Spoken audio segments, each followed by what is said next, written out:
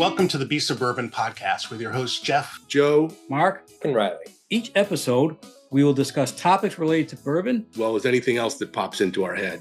Because after all, we don't know Jack.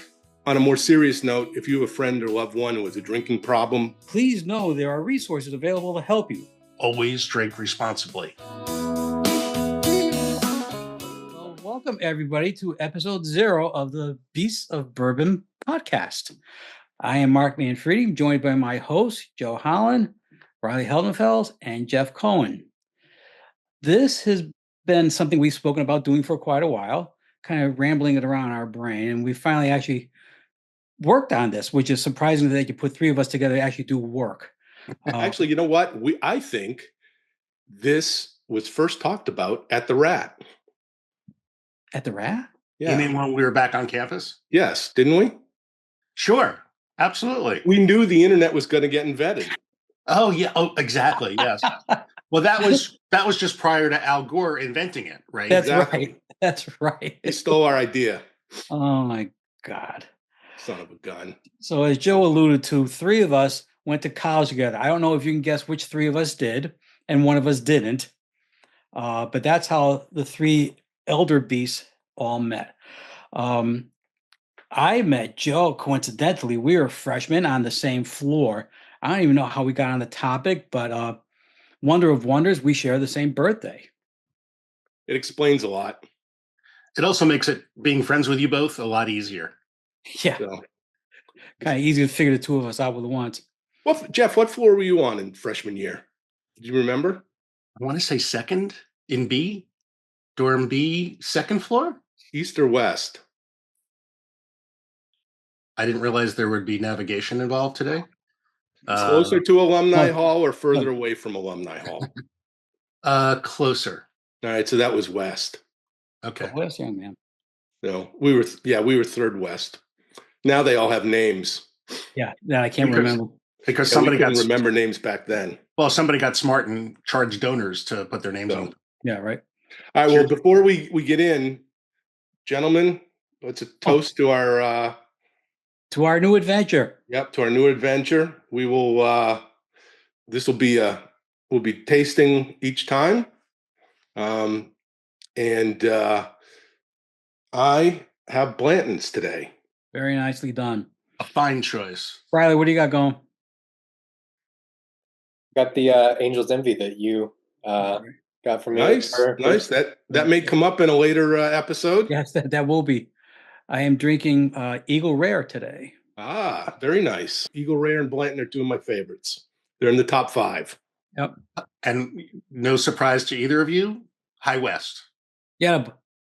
Good job. Tried and true.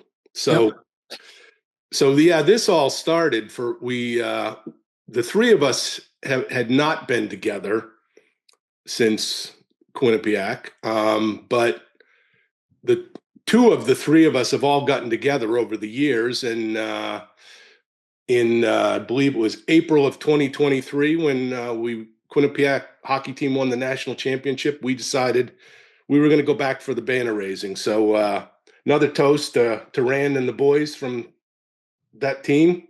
Yep. We appreciate you.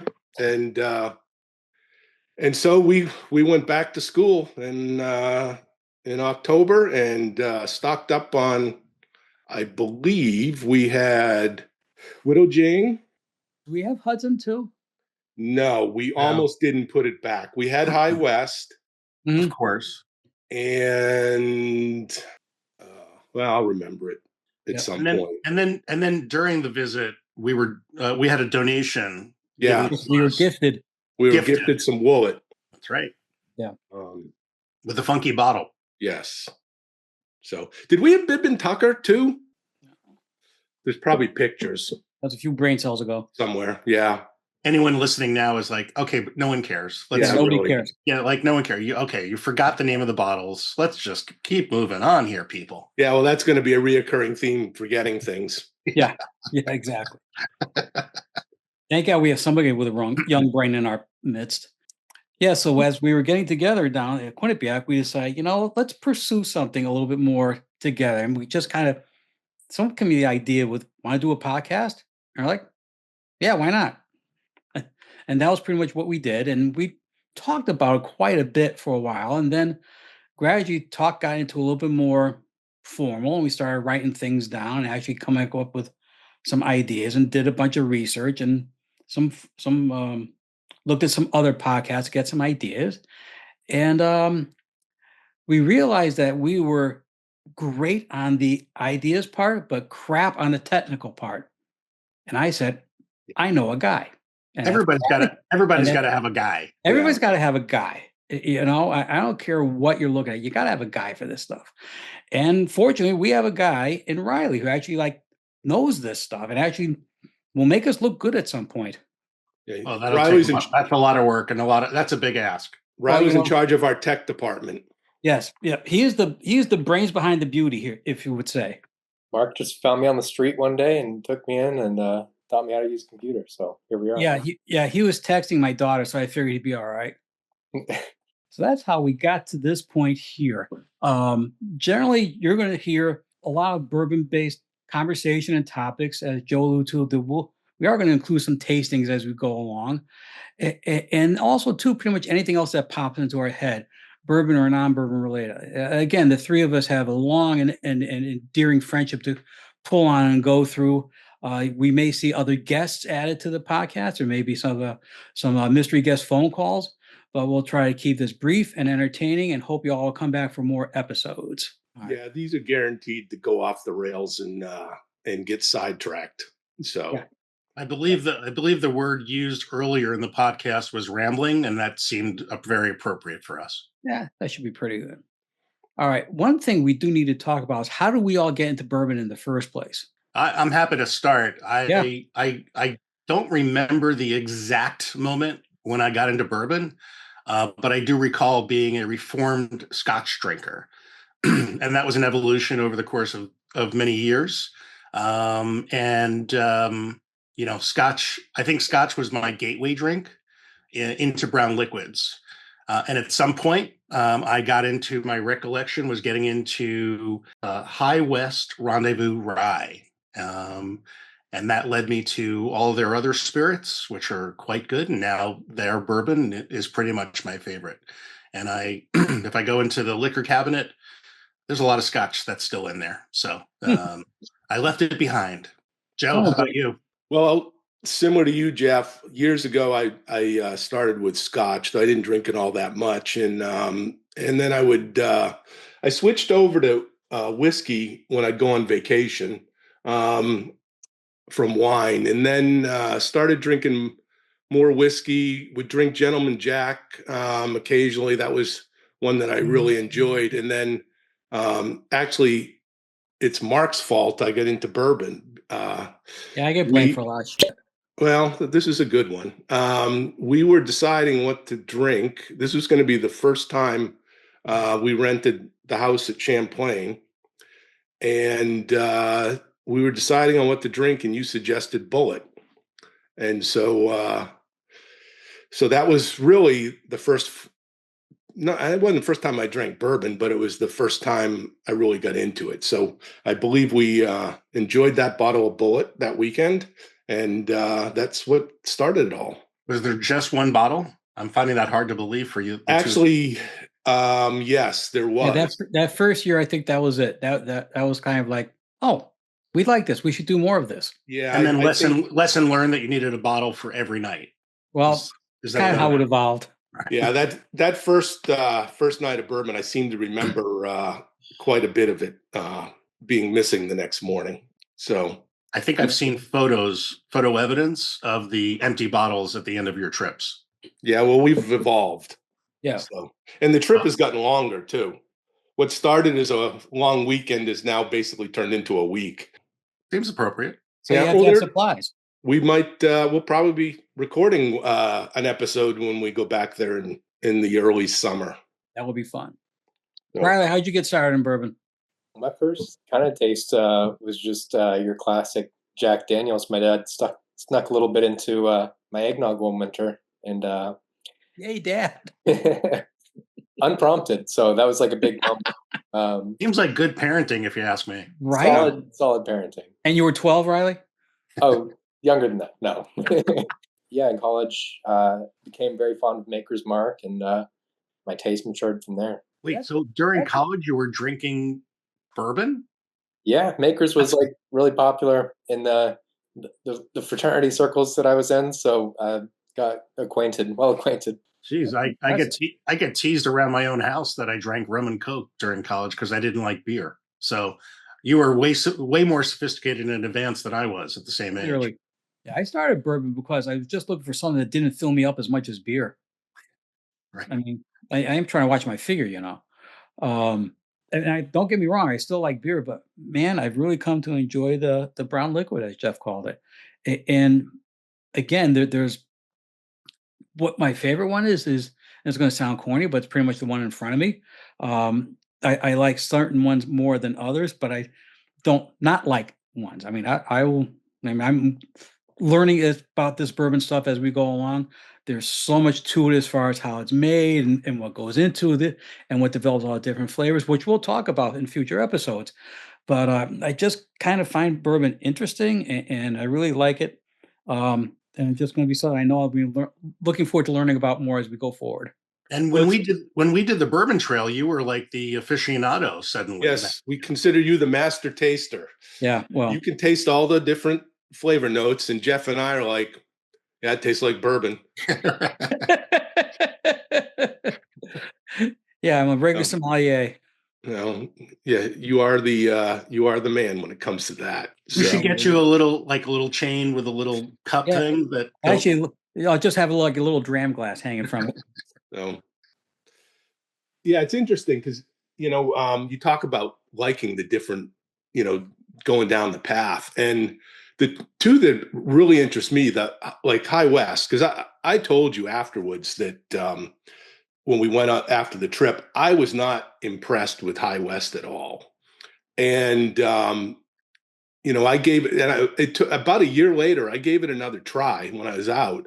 I was like, I must have missed something because this is a really nice bourbon. And the same with Angel's Envy. I had a bottle before we did the bourbon trail, and I wasn't impressed, and I kind of put on the back of the shelf, and then I tried it again recently, and I was like, you know what, I really do enjoy it. So that's the part that fascinates me. And some of it might be the bottle that you got was from a batch that, I know, we joke about the master tasters, the master distillers, they try to mix everything up so it's consistent, but it can definitely, each batch has a little bit of subtleties in it. So that's what's pretty neat. Very much so. And again, in future episodes, we'll go in a little bit more about Bourbon 101 as far as how they actually make the stuff and the different things that the distillers try to put into it to give it its own taste and notes and stuff like that. But also, too, there is a lot to what you guys just said. Yep, tastes like bourbon. I mean, not for nothing. Bourbon should have like a certain flavor profile. Variations, yeah, that's all cool, but it should taste like bourbon. Yeah, although we won't name it, but there was one distillery that we went to, and I was like, this doesn't even taste like bourbon. Yeah, we'll reveal that in future episodes. Yeah. Maybe we don't want to trash anybody. No, well, it's okay to say, if you don't like something, you don't like something. That doesn't mean you're wrong. But everybody's taste is different too. Yeah. It's good point. Yeah, and I think I think about High West. It's a little bit on the bourbon is mostly corn, and that's going to be sweeter in general. But there are flavors like vanilla and almonds and all that stuff, and that's what I gravitate towards. And there are some people who think of that as too sweet. So, right. And so I agree. To each your own. Like whatever makes you happy, go for it. Jeff, you tend to like the high rye bourbons, don't you? I do like rye. I like rye in general. I like both, and even found there's a California distillery named, don't tell me, Redwood Empire. Not that I was looking. Redwood Empire that has they have a really terrific bottle of bourbon, a really terrific bottle of rye, and a terrific bottle that's a blend. So yeah, I like their bourbon. Yeah, I've got a little bit left in a bottle of Redwood. Yeah. So, I'm not a big fan of the high rye as a rule, But then I'll have one and I find out afterward it's a high rye, and I'm like, well, that was really good. Mm-hmm. So, like the Whistle Pig rye, I love that. I think that's really good. Whistle Pig is out a lot in to Vermont. explore, a lot to learn. Yep. Well, what's our motto?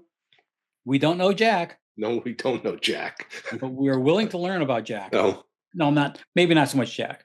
Yeah, not Jack in particular. Yeah, not Jack. Anyway, well, and I think in future episodes we're going to talk about our trip to the Bourbon Trail. Yep. We're going to have a lot of fun along the way. We're going to be total wise guys with each other. But that sarcasm, that dripping sarcasm, is usually out of love and affection. So, yep. Usually. I hope you all like this, because you're going to get plenty of this as we go forward. As Jeff said, our next couple episodes, we'll be talking about our trip that we took in November down to Louisville to go along the Urban Bourbon Trail and a few of our other adventures while we were down there. And then future episodes, we'll mix and match some tasting, some topics, and we'll go along the way. Hope you all are with us as we go along this way. Gentlemen, any other final thoughts, final reviews, concepts? No, just remind everybody, if you like the podcast, let us know. And if you don't like it, let us know. No, actually, I think if you don't like it, really, we'll get the idea. Yeah. Constructive criticism, my friends. Yeah, send it to Joe. He wants that feedback. Yeah, send it to me, and then I will tell them what you are saying in my own way. You'll filter it, because I'm very sensitive. Yeah. And Joe's really diplomatic. Yes, I'm very good at filtering. Yeah. Should we show some of your text threads? No. How good a job you filter? We want followers, please. And to that point, if you do like what we're doing, please subscribe, like, share. You'll find us on wherever you go find your podcasts, and we'll keep them coming as long as you guys like them. And even if you don't like them, we might still keep them coming, just to amuse ourselves. Very true. On that note, here's to good health and to gentlemen being together, even if it is virtually. That's all right. Cheers. Appreciate you guys. Have a great day, folks. Take care. Take care, everybody.